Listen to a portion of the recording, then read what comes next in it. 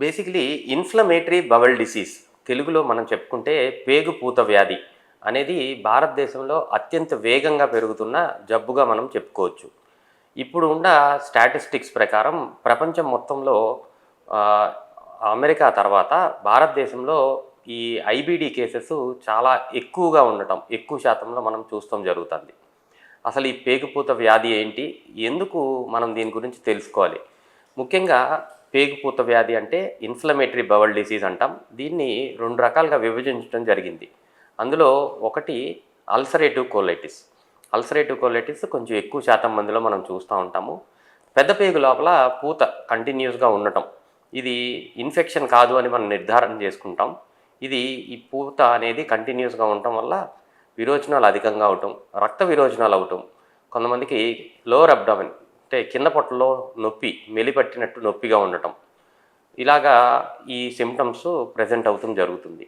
దీర్ఘకాలికంగా ఈ డయాగ్నోసిస్ చేసుకోకపోతే రక్తహీనత రావటం, మనం తినే ఆహారం జీర్ణం సరిగ్గా అవ్వకపోవటం, ఇలాంటి కాంప్లికేషన్స్లో ల్యాండ్ అయ్యే అవకాశం ఉంటుంది. సో ఈ పేగుపూత వ్యాధి గురించి అవగాహన చాలా చాలా ఇంపార్టెంట్. ముఖ్యంగా అల్సరేటివ్ కోలైటిస్ చాలా కామన్గా చూస్తున్నాం. ఇది జనరల్గా 20 నుంచి 40 సంవత్సరాల వయసు ఉన్న వాళ్ళకి ఎక్కువగా చూస్తాం జరుగుతుంది.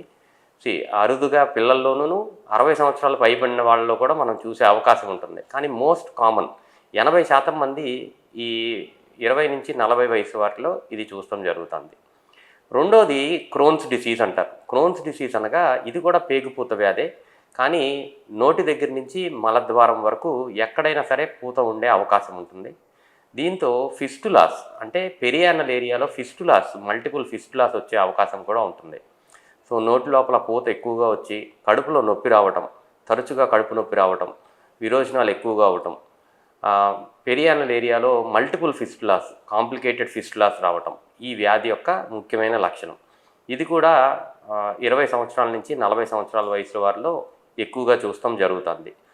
ఈ క్రోన్స్ డిసీజ్ అనేది అమెరికా లాంటి డెవలప్డ్ దేశాల్లో కూడా డయాగ్నోసిస్ రావడానికి యావరేజ్గా 5 సంవత్సరాలు తీసుకునే అవకాశం ఉంటుంది.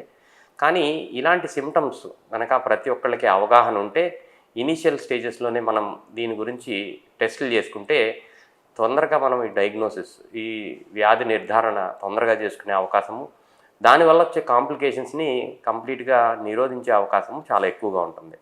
సో ఈ పేగుపూత వ్యాధి or inflammatory bowel disease IBD గురించి ప్రతి ఒక్కళ్ళకి అవగాహన చాలా చాలా ముఖ్యము.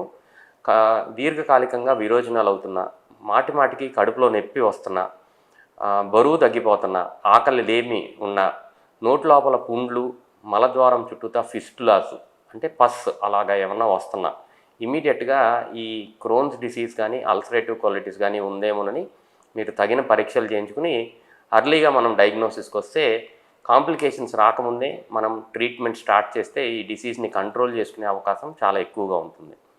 సో 20 సంవత్సరాల నుంచి 40 సంవత్సరాల మధ్య వయసులో ఉన్నవాళ్ళు డెఫినెట్గా దీని గురించి అవగాహన చాలా ఎక్కువగా ఉండటం మంచిది. అర్లీ డయాగ్నోసిస్ గ్యాస్ట్రెంటాలజిస్ట్ దగ్గరికి అర్లీగా వెళ్తే మనకి డయాగ్నోసిస్ వచ్చే అవకాశం ఉంటుంది. సో అవగాహన పెంపొందించుకుందాం, ఇలాంటి డిసీజెస్ బారి నుంచి మనం రక్షించుకుందాం.